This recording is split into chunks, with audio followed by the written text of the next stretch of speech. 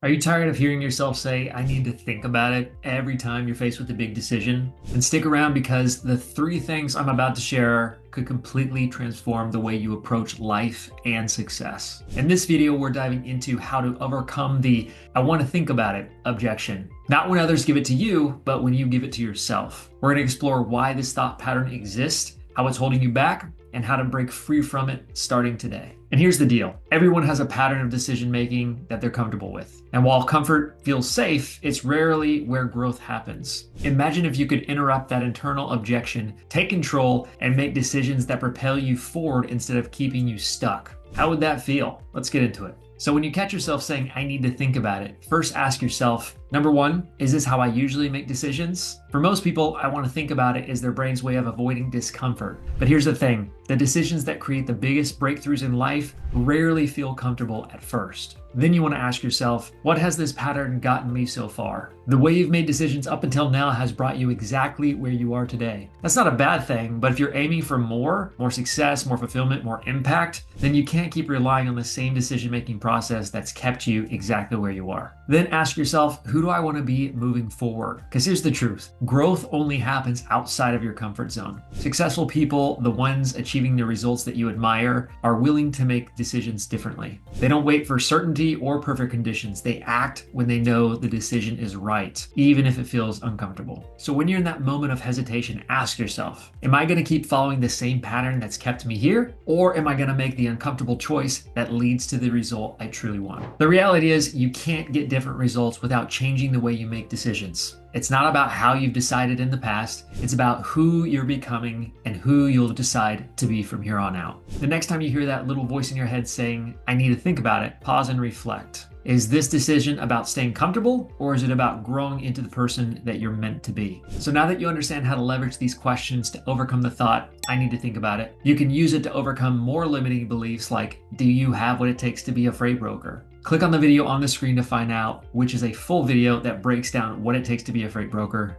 Enjoy.